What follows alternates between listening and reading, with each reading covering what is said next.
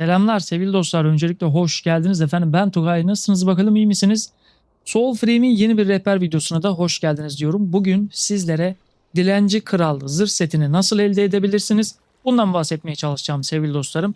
Hemen üzerimde sizlere zırh setinin parçalarını göstermek isterim. Bana göre Dilenci Kral zırh seti oyundaki en iyi zırhlardan bir tanesidir. En iyisidir demiyorum ama en iyilerinden bir tanesidir. Özellikle cesaret oynuyorsanız, kılıç veya kılıç kalkan oynamayı seviyorsanız bence en iyi zırhlardan bir tanesidir sevgili dostlarım. Benim de üzerimde görmüş olduğunuz gibi. Şimdi bunu size nasıl düşürebilirsiniz? Aynı zamanda da Purity silahı da aynı boss'tan düşüyor. Dilenci Kral boss'undan. Bundan bahsedeyim. Haritaya çıkalım isterseniz sevgili dostlar. Öncelikle bunu 2 veya 3 türlü elde edebilirsiniz. Bakın, haritada belirli location'lar vardı sevgili dostlar. Şu anda kırmızı yuvarlak içerisinde ben bunları alacağım.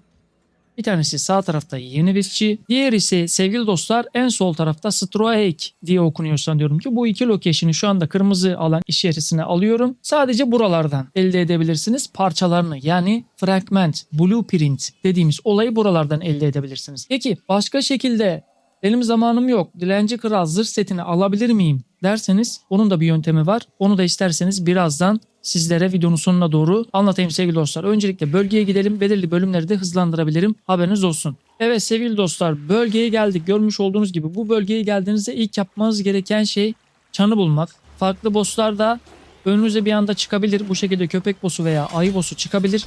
Onları da kesip yolunuza devam etmenizi öneriyorum sevgili dostlar. Burada başka bosslar da çünkü aktif olabiliyor. Haberiniz olsun.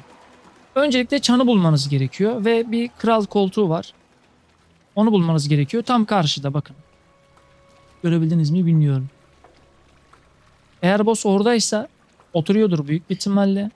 Çanı çaldığınızda boss aktif olur. Sevgili dostlar gidelim bakalım. Evet sevgili dostlar. Bakın boss burada oturuyor. Hiçbir şekilde aktif olmaz. Yukarıdaki çanı çalmanız gerekiyor. Ya bu şekilde vuracaksınız ya da kılıcınızı fırlatacaksınız. Dilenci Kral aktif oldu. Hemen boss'umuzu keselim sevgili dostlar.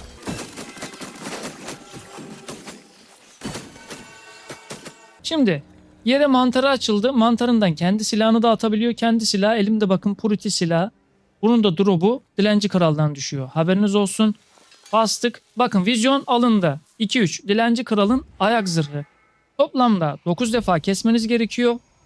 9 defa keserseniz büyük bir ihtimalle bu kılıçtan da size bir tane atar diye tahmin edebiliyorum. Ayrıca Kogah modunda bu boss'u keserseniz bu silaha özel, uzun kılıçlara özel kullanabileceğiniz özel bir rune atıyor. Onu da sizlere göstereyim sevgili dostlarım. Özel rune de sadece Kogah modundan düşer. O da tam anlamıyla buradadır. İsmi ağaç kırımı. Daha demin vurdum ya, kılıç uzadı, uzun kılıçlara özel.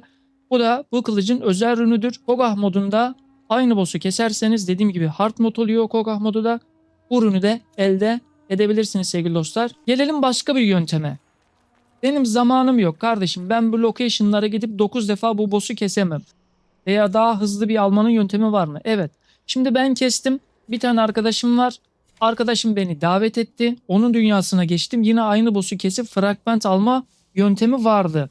Eğer bu açık zannedilip kapatılmadıysa biz bu yöntemle alabiliyorduk. Hatta arkadaşım da o yöntemle alabiliyordu. Bu şekilde 9 defayı tek başınıza uzun bir süreçte kesebilirken daha kısa bir süreçte kesebiliyorsunuz. Aynı zamanda burada marketin üzerinden zırh setini alabilirsiniz.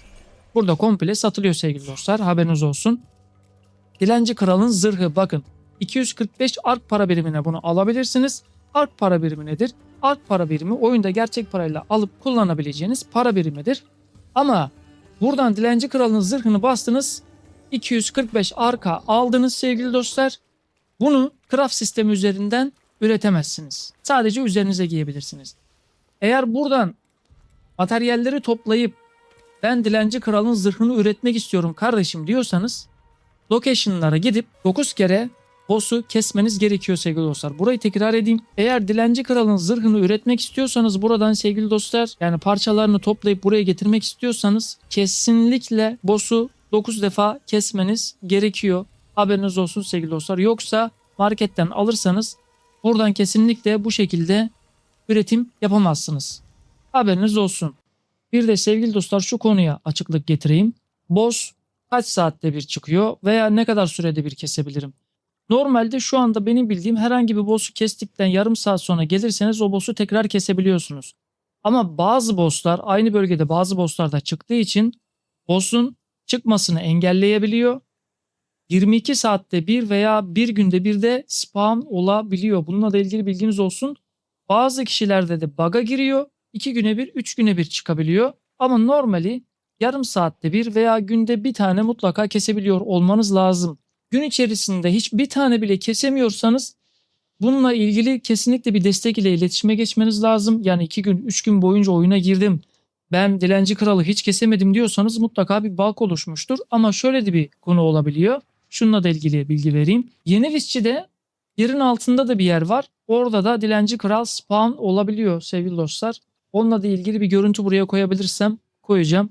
Buraya kadar da izlediyseniz çok teşekkür ederim. Kendinize çok iyi bakın. Bir sonraki videolarda görüşmek üzere efendim. Hoşça kalın.